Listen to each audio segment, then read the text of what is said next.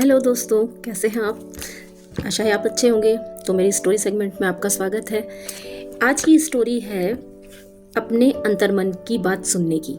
कई बार हम क्या करते हैं कि अपने अंतर्मन की बात या अपनी इच्छाओं को नज़रअंदाज करते हैं। तो ये स्टोरी आज उसी के ऊपर डिपेंड है। तो हुआ क्या, एक बार एक केले बेचने वाला था जो रोज़ केले बेचता था। उसका बहुत बड़ा केले का बाग था। वो हर बार केले के बाग में जाता और सारे केले तोड़ता। खुद के खाने की इच्छा होती लेकिन वो केला नहीं खाता था। उसको लगता था मैं शायद बेचूंगा इससे तो मेरे पे पैसा मिलेगा। तो वह ऐसे ही दिन बीतते गए, साल बीते, महीने बीते, ऐसे ही रोज अपने मन को मारता और केले बेच के आ जाता। एक बार क्या हुआ, वो ऐसे ही थक गया तो केले के पेड़ के नीचे छाया थी, वहां पे वो सो गया। जैसे ही सोया तो उसकी जो आत्मा थी, उसका जो मन था, वो उस एक केले के पेड़ के ऊपर, जिस पेड़ पे वो सो रखा था जिसके नीचे, उसके ऊपर वो बैठ गया। तब तक वहां से एक राहगीर निकला। वो रोजाना का उसका ग्राहक था। तो उसने उसको केले खरीदने थे। तो उसने उस जो फल केले वाला था उसको जगाने की कोशिश करी। उसने हिलाया, बोला भाई मेरे को केले खरीदने, और तू सो रखा है। तो वो नहीं उठा। उसने बहुत हिलाया, उसने बहुत कोशिश करी कि भाई उठ जाओ उठ जाओ, वो नहीं उठा। तब तक ऊपर से आवाज, उसके जो अंतर्मन था, जो उसका मन था, उसकी आत्मा थी, उसने ऊपर से आवाज लगाई केले के पेड़ से कि वो नहीं उठेगा।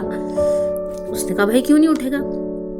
उसने कहा आज ये तभी उठेगा जब मैं आज केला खाऊंगा। तो उसने कहा कि मतलब कि ये रोज केले बेच देता है लेकिन मुझे नहीं खिलाता।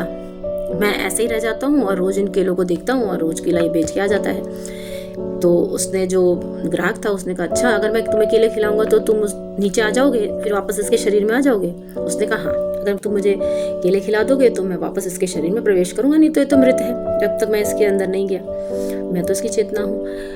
अब जो ग्राहक था उसने एक एक करके केला देना शुरू करा। उसने एक केला खाया, दूसरा केला खाया, उसने सारे केले खा लिए। अब जो ग्राहक था उसने बोला कि भाई अब ठीक है, अब अच्छा लग रहा है, अब तो तुमने केले खा लिए? उसने कहा हाँ मुझे बहुत अच्छा लग रहा है, अब मुझे संतुष्टि हो रही है कि मैं इस केले के बाग में रहता हूँ, या मेरा मालिक इस केले के बाग में इस केले को बेचता है, मैंने आज खा लिया, मेरा मन तृप्त हो गया, तो ठीक है मैं अब इसके उसकी जो शरीर है उसमें प्रवेश कर जाता हूँ। उसने कहा जल्दी से आओ, मुझे केले खरीदने।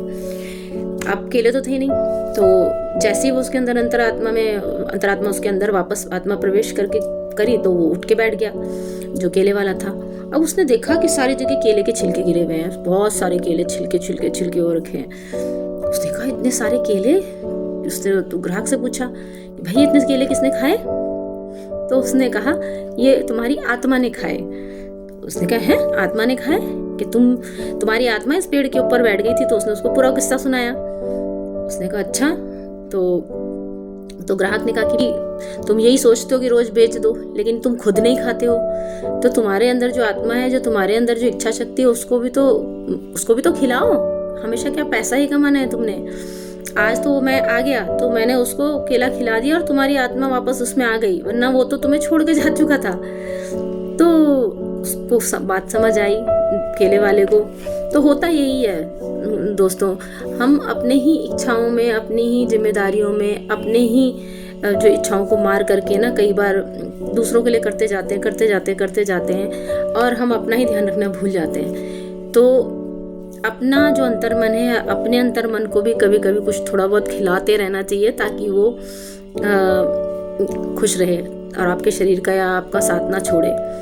अब ये कुछ मिला, मैं नहीं खाऊंगी, मेरा बेटे के लिए रख देती हूँ, या कोई किसी ने कुछ अच्छा दिया तो अभी नहीं पहनूंगी, मैं वो फलाने टाइम पे पहनूंगी। जीवन का कोई भरोसा नहीं है दोस्तों।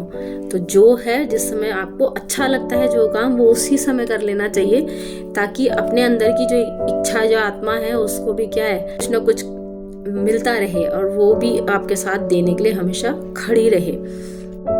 तो इस कहानी से हमें यही शिक्षा मिलती है कि हमेशा अपने बारे में भी सोचो, अपनी इच्छा शक्ति के बारे में सोचो, अपनी इच्छाओं के बारे में भी सोचो, और हमेशा खुश रहो और दूसरों को भी खुश रखो। इसी के साथ फिर मिलूंगी किसी और कहानी में, किसी और मज़ेदार किस्से के साथ में। तब तक अपना ध्यान रखिए। नमस्कार।